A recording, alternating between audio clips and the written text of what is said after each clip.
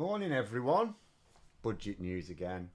Hopefully, I mean, we've got another week, another month of this, sorry, I should say, month and a bit, in fact. However, it's quite interesting how the narrative on the budget should have shifted over the last week. Because I go back and I think to myself, so there's been a lot, I talked about this on Tuesday, of course, but there's been sort of extra announcements made. And there's been obviously a lot of people have leading up to this going, oh, this is austerity budget. Oh yeah, they're announcing austerity.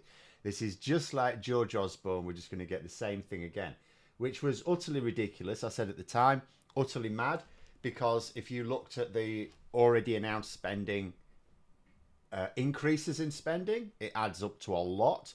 If you look at what they've talked about in terms of cuts, it adds up to much less.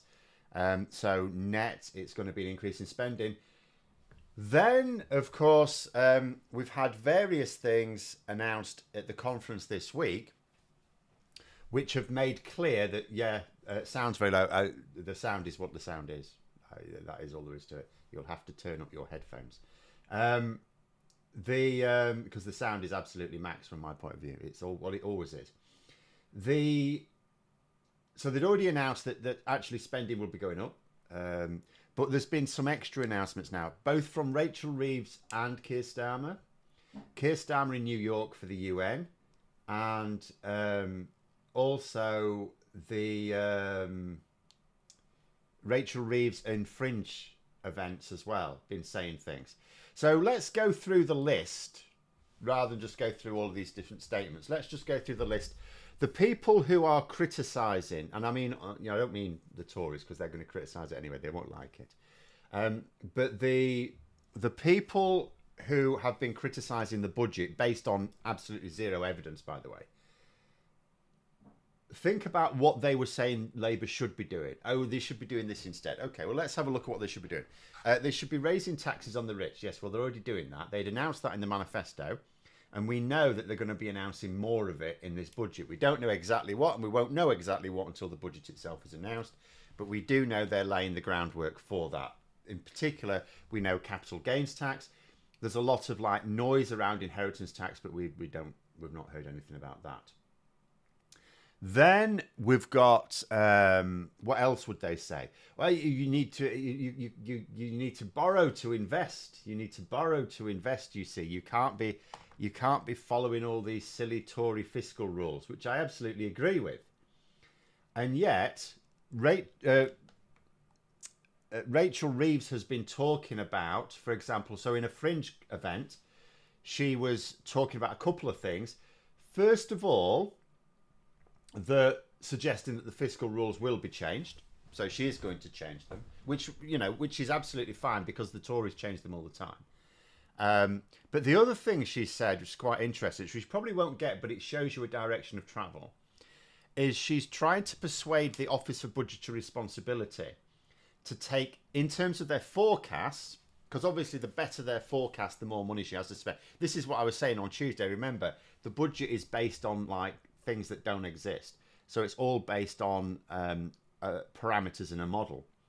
So she's trying to persuade the Office of Budgetary Responsibility, the OBR, to take into account Labour's planning regulation changes in terms of the growth it will stimulate. Because here's the thing, the OBR do sometimes take things into account. For example, when the Conservative government last year announced their plans on expanded childcare, which we didn't seem to really get, but when they announced it, the OBR were happy to go, oh yeah, this will create an extra 100,000 jobs, something like that. And they were happy to bake that into their predictions for growth. Whereas I gather they're less likely to do when it comes to planning regulations. But, the fact that Rachel Reeves wants them to do that means she wants to spend more. So she wants the OBR analysis to be as generous as possible to maximise the amount that she can spend. But then yesterday as well, we had Keir Starmer in New York saying about a big boost to capital spending, which is like investment in things that last. So, and he also said he's been a big believer in borrowing for capital investment. He says there's a big difference when it comes to borrowing. There's a big difference between just day-to-day funding of things and capital investment. So it's, we're getting the groundwork laid up for major spending announcements in terms of capital investment. We also know, by the way, I think one concern was in terms of like the hospitals, because the RARC hospitals with the crumbling ceilings and so on, particularly in Liz Truss, when she was she did obviously win the leadership contest in 2022, and she was talking about the fact that her hospital was collapsing, and it was like, yeah, this is a good advert for your party, well done. And there was a fear, because Labour have ordered a spending review into the 40 new hospitals that the Conservatives talked about. There was a fear that those with the RARC concrete that are basically now falling to bits would get delayed, and Reeves has said no. Or specifically, I think the Treasury has said no, those ones are excluded from the review. They're still going to go ahead. So that's also useful. Hopefully the same sort of thing will be true of the schools that have been collapsing as well. So at the moment, you're looking at it, I'm thinking to myself, the sort of people who were whining that what we're going to be getting is an austerity budget, if you ask them, well, in broad terms, what do you want of the budget? And everything they sort of said that they wanted, it's like, well, this is what's going to happen. So what's the problem now? But there we go. So Leanne Scott there saying, yeah, they must be running well since they weren't built. Well, no, that's the thing with these 40 new hospitals. None of the point I cannot make enough, none of them have been built. Zero. It's not that they didn't build 40, because even I would not have criticised them if they didn't quite build 40, because you would say, well, COVID would have derailed anyone's plans. So if they'd actually intended to build 40, even given that what they mostly meant was knocking an existing building down and rebuilding it, in other words, replacing a building, which to my mind is not a new hospital. That is just replacing a building at the end of its useful life. A new hospital to me means not a new building, it means a new site. But anyway, they didn't even replace any buildings, not one of them. And before the election, some journalists were asking officials, so what's the chances of any of them being built by 2030? Because they were supposed to have been built by now. So what's the chance that they'll be built by 2030? And they said, not very high.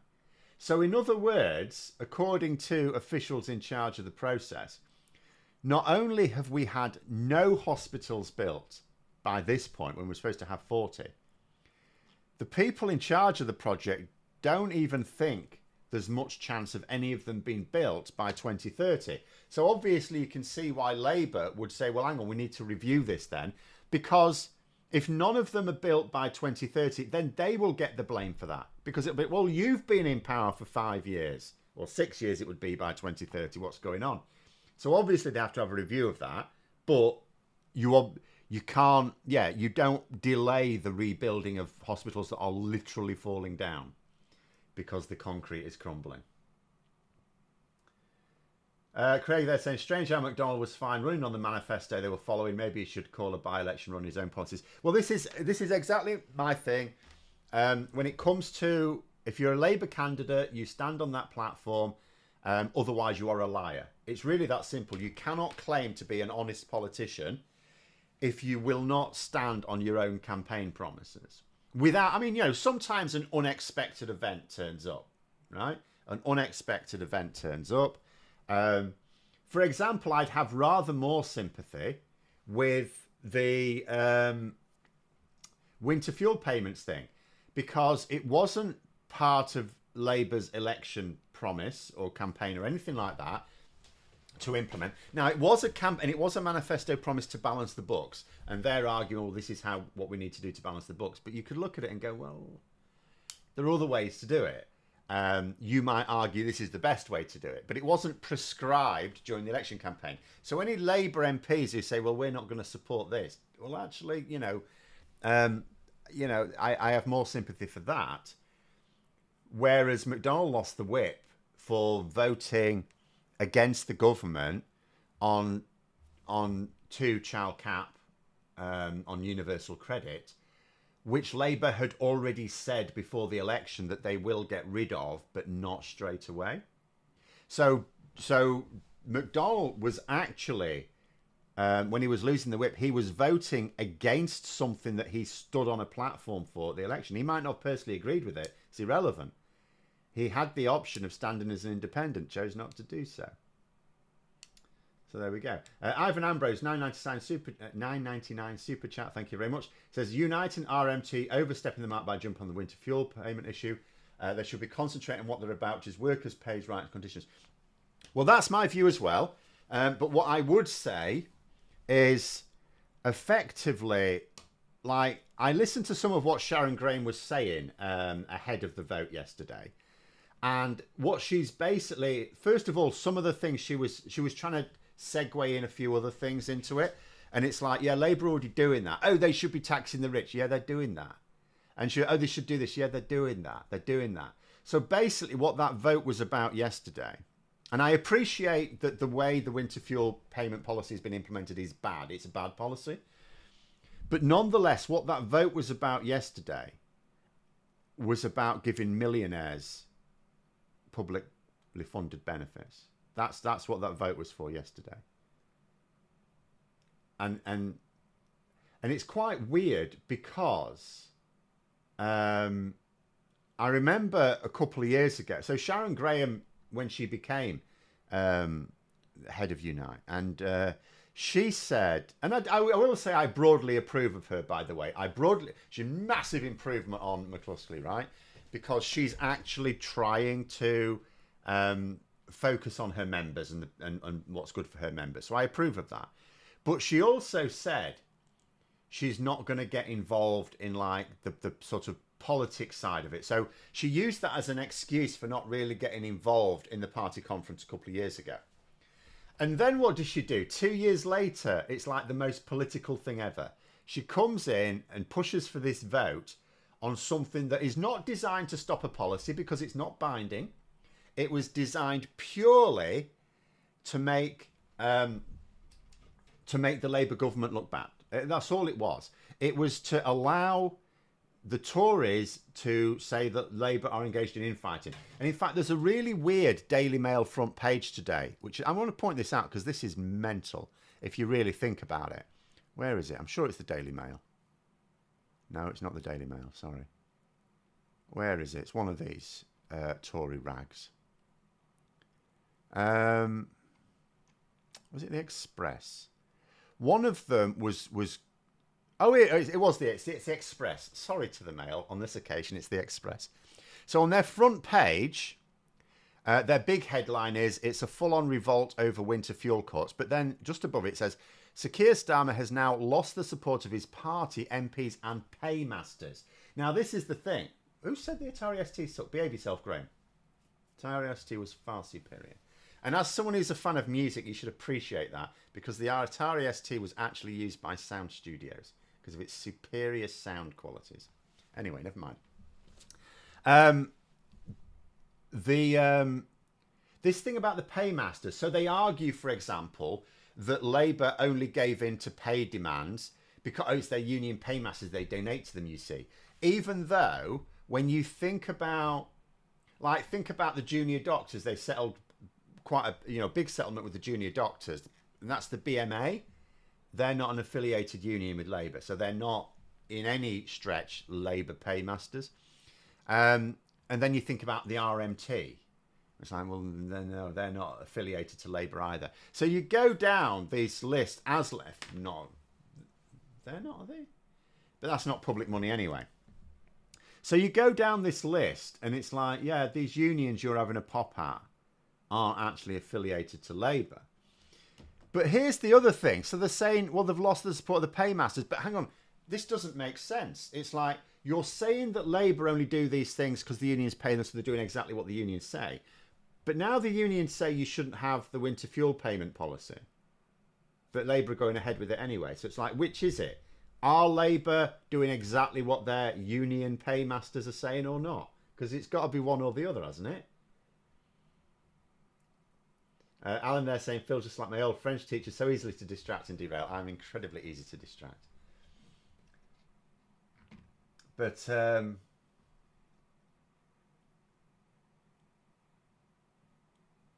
Vendetta's now trying to attack STs, but can't deny that they were used in sound studios.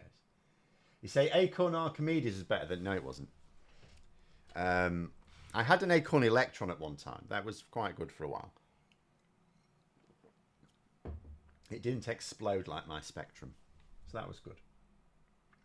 Anyway, the Labour leadership appears to be modelling their Brexit strategy using a BBC Micro, perhaps Navigus. No, the Brexit strategy, it's all back on track. It's all fine. They do need to be a bit clear. All Starmer needs to do in terms of Brexit, the Brexit strategy is absolutely fine. If you look at what actual EU policy experts are saying about Labour's Brexit strategy, the main quibble is that Starmer needs to be clearer about exactly how he sees the talks going. That's what he needs to do. But the meeting is back on for next week. So Starmer met with von der Leyen last night in New York. So the meeting is back on for next week, which suggests that there's been some more positive off-the-record discussions about things. Particularly, you would imagine some people are certainly thinking the youth mobility proposal, which has been updated by the EU or is being updated. I don't know whether they've got a definitive one yet. You're saying Starmer should announce he's going to make Brexit work by seeking to rejoin the single market. Well, we can't. Like he literally can't, because he promised not. It's a manifesto promise. You can't then break one of your manifesto promises. It doesn't matter whether you think it's a good manifesto promise. It's a manifesto promise. But secondly, you can't do it. There's no way to join the single market, realistically, for us at the moment. And there's very few ways to do it quickly anyway. What Labour are trying to do is actually joining the single market in the best way that realistically is available to us, which is small agreements that increase access to the single market. And all of these things, remember, as soon as we get to the point where all of a sudden, like as soon as freedom of movement is no longer a political hot potato in this country, then we can start to talk about it more realistically. And the thing is, if we just try and go, oh, we should try and join the single market, nothing will happen. Nothing at all will happen. We can have talks about it. Nothing will happen. We'll get no benefit at all. Whereas, if we can get these little agreements, like if we can get the veterinary agreement, even things like the youth mobility, even though Labour are going, oh yeah, that's your gig, you sort that out. That's actually quite useful to us as well. If you can get the mutual recognition of qualifications, the third one that Labour want is the special deal for performers, which the EU at one point did offer us. Well, for musicians at least, but Labour want for performers in general. And all of these things will mean that at the point at which we can start to talk properly about we should actually be in the single market again, we'll be closer to it. Remember, after like several years of Brexit under the Tories, we're further away. I don't know whether people imagine, well, we left a few years ago, so we just join again, don't we? Like, no, we've diverged quite considerably. There'll be quite a lot of work to get us ready to be able to join the single market again. And that's just assuming that the EU were fine for us to come back. But obviously, you know, they're as hard-nosed as anyone else, individual EU countries and EFTA countries. Remember, we can't easily join the single market without EFTA's approval. They'll all think, even if they're happy with it, even if they're in theory happy with the notion, they'll all say, well, what are you going to give us in return then for our support? So there'll be huge negotiations with, like, you know, nearly 30 bloody countries. Performer students use the thin end of the wedge, getting fishermen back into the single market too. The mad thing is, to me, I don't understand fishing industry. Like, what's wrong with them? Like, the mad thing is, you keep finding fishermen who will still insist that Brexit was the right decision. Even the ones that have suffered. Not all of them have suffered, but a great many have. And they'll still insist that Brexit was the right thing. And I'll tell you something that is going to cause an issue. So, obviously, we know what Starmer wants from the EU, sort of. Not necessarily in full detail, that's not been published, but we basically know the nuts and bolts. The big question really is, what is Starmer prepared to properly concede on? Because the youth mobility deal, I think everyone really recognises that's of mutual benefit. So he's not going to get everything he wants on the back of a youth mobility deal that everyone knows is also in our interest. One of the things, the thing that Labour want to use as their bargaining chip is security agreement. They want to have security and trade talks in parallel so that we can say to the EU, look, we want you to concede a bit more on the trade side of things, and we will give you more on the security side of things. Now, the EU in the past have said, no, we want those talks separate, which you can understand because they don't want to do that. What the EU do want, which will be a genuine concession on our part, is talks about enhanced access to fishing waters. Now, that could be quite interesting. Because that's a genuinely thorny issue. And I wonder if it'll bring Nigel Farage back out. I wonder if that'll bring it back out. Because Nigel Farage hasn't had a lot to say about fishing, you'll notice, since we left the EU, has he? He was all over the place. Oh, you couldn't drag him out of a fishing boat before we left. All of a sudden, it's like, fishing? What's fishing? No, sorry, I don't know anything about fishing. He may have to go back there. Yeah, Graham's there reminding us why the Amiga was so bad. The Guru meditation error. It used to crash so often, they made a joke about it. They entertained you while your computer was crashing. Don there saying, Phil, you can count up the numbers that represent a percentage of the fishing industry. Good folk being at the same time, checks notes, functionally illiterate. The USA has 40 million of them, which is... yeah. Well, the other thing is, like, the fishing industry was blown out of all proportion. It's tiny. We don't really have... Like, we're an island, so, yeah, we do have, like, fishing industry, but it's really very small compared to our economy. You know, you keep saying, my main hobby, Warhammer stuff. Like, so Games Workshop, which is this British company in Nottingham that makes all the Games Workshop stuff, all the Warhammer stuff.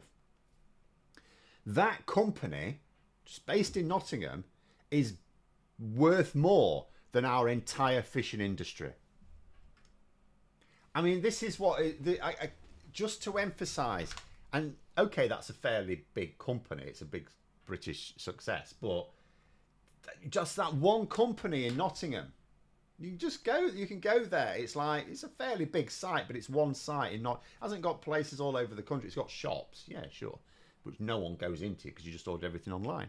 And it's big. It's worth more than our entire fishing industry. And yet, to look at the news and the way Tories and the Brexiteers in general were talking about, you would think fishing was our most important industry in the country. It's absolutely mad. Steve Retro Loft saying there, we also don't eat the fish we catch. No, well, this is the thing. The fish we like to eat is the stuff that's caught elsewhere. So the irony is we cut off access to the fishing waters that produce the fish we like to eat. And the fish that are mostly caught in British waters, that's why the EU want to talk about that. Because our fishing waters contain the fish they want to eat. And at the moment, it's difficult to access it because of all the trade barriers, which means there's now delays in catch, getting the catch to market. So it's quite often not as fresh, so it's not worth as much, not as good quality. So yeah, it's so the EU will be very keen on that. There's no way Starmer's dodging talks on fishing. That'll be, I would say, one of the tricky... It doesn't really want to talk about. I think that is